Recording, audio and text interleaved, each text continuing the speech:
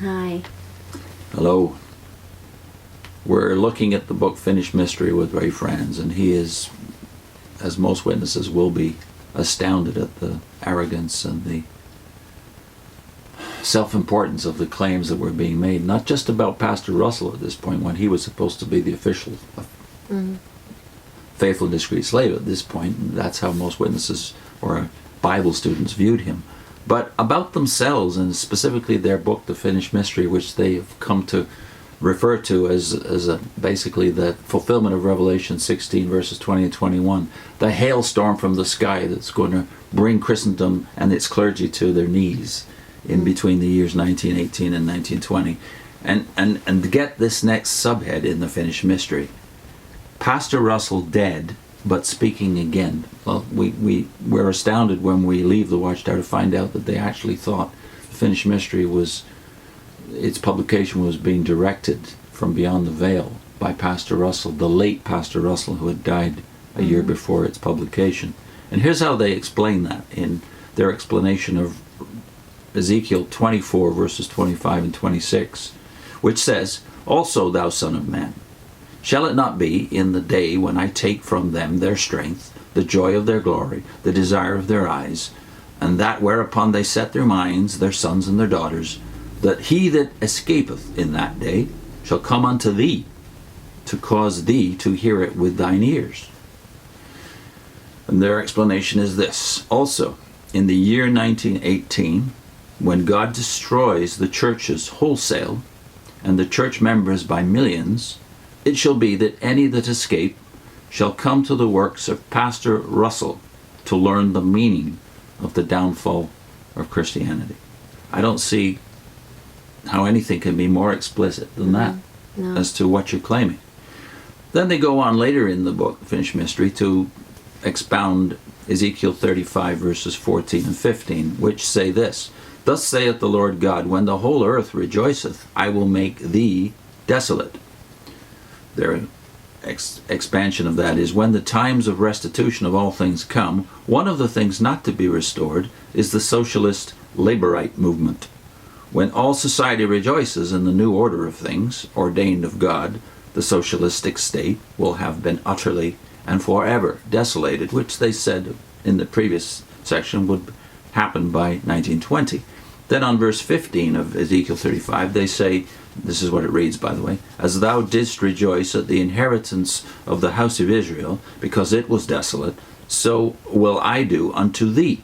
Thou shalt be desolate, O Mount Seir, all Idumea," that is what the Old Testament calls Edom, "even all of it, and they shall know that I am the Lord." And their explanation is, quote, "As the fleshly minded apostates from Christianity, siding with the radicals and revolutionaries, will rejoice at the inheritance of desolation that will be Christendom's after 1918, so will God do to the successful revolutionary movement. It shall be utterly desolated, even all of it. Not one vestige of it shall survive the ravages of worldwide all-embracing anarchy in the fall of 1920. So they're responding to the Russian Revolution, it would appear at this point, which had happened the same year The Finished Mystery came out, 1917. And they're saying that all of this will be over within a 3-year period, based upon a typological interpretation of not just the book of Ezekiel, but the book of Exodus, Pharaoh's activity. 3 days becomes 3 years. And all of this, of course, is scrapped later, as the footnote on the page says. By the time they've put out another edition of The Finished Mystery in 1924, these dates are missing, which I don't think we have to comment upon. Okay, so we'll go back to what Ray is talking about here. The book specialized in the prophecy of Ezekiel and the book of Revelation. Everything that related to Ezekiel himself was applied to Pastor Russell, the modern-day Ezekiel. Aside from the failed time prophecies regarding 1918 and 1920, consider the book's explanation of Revelation 14:20 as indicative of the kind of food served in this publication. The Bible account itself reads, "And the winepress was trodden outside the city. and blood came out of the winepress, as high up as the bridles of the horses, for a distance of 1,600 furlongs. Using Rotherham's translation, which gives 1,200 furlongs instead of 1,600. This is the explanation the book, on page 230, gives as fulfillment of the text. And David will read it. The text. By the space of 1,200 furlongs, or 600, depending on the translation you're using.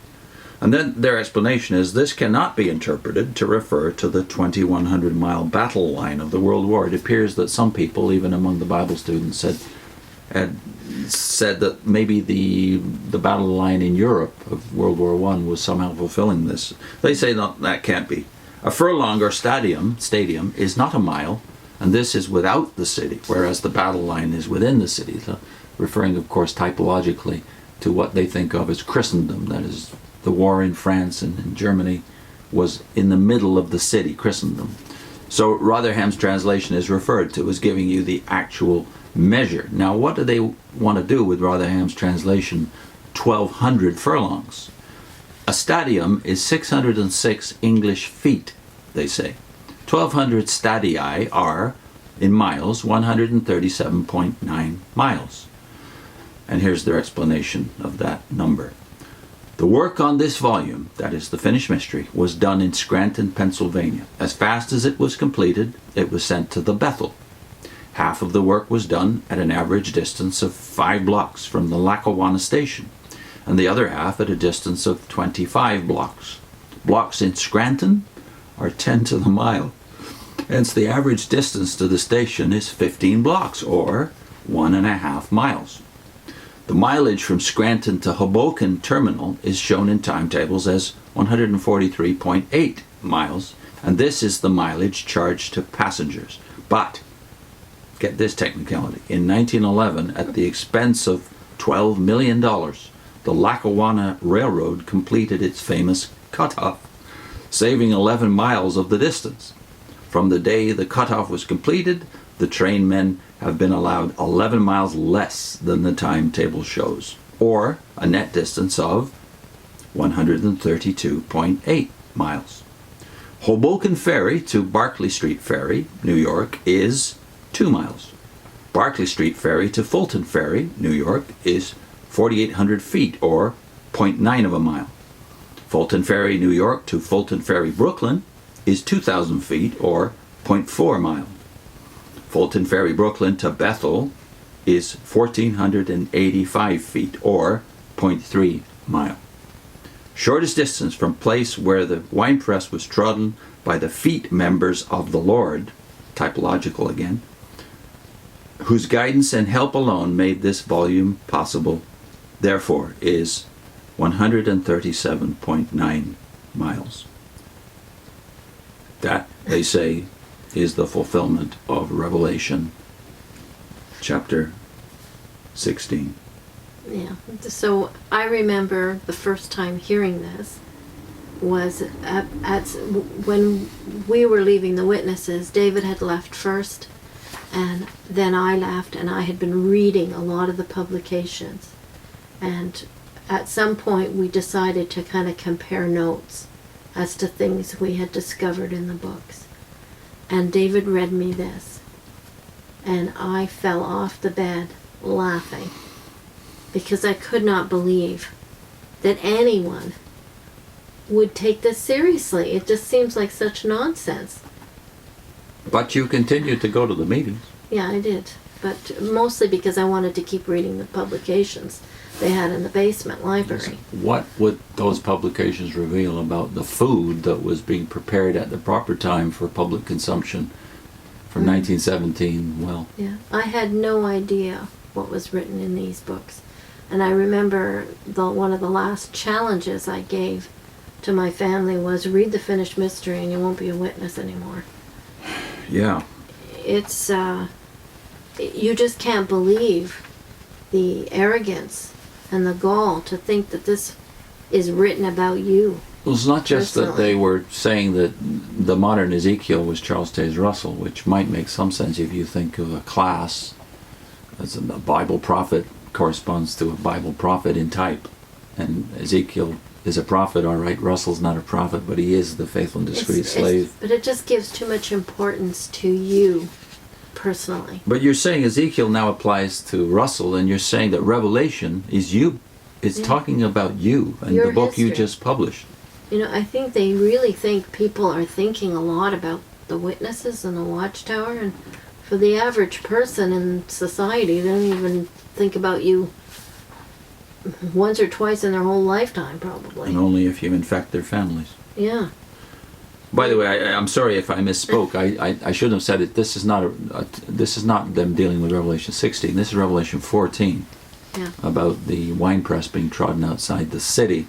I think we also should add that we've done a video on this before, and if you want to get to that one, in which we compare this kind of interpretation with what Christendom was doing at the same time, and that's in the series How finished, How Finished is the Mystery, Yeah. which we'll put a link to in this video. Okay. And I've just referred to the fact that the footnote acknowledges that by the 1920s they're still publishing Russell's books, changing them, but they're also changing their book, which is less than 10 years old, The Finished Mystery, Yeah. editing out these embarrassing predictions. Yeah. We'll do more videos on that subject at a later date. In the next segment, the embarrassment for the Watchtower continues in the way the Finished Mystery analyzes some very strange predictions, especially in the book of the Psalms about Leviathan, and the book of Nahum about Job, you mean? Job and Job and Psalms talk about Leviathan as well as Behemoth, and they've got some very strange interpretations of this material, but they also have some strange interpretations of some more obscure predictions in the book of Nahum. And all of this, by the way, is picked up not just in the Finished Mystery, but in subsequent writings of Rutherford in his era.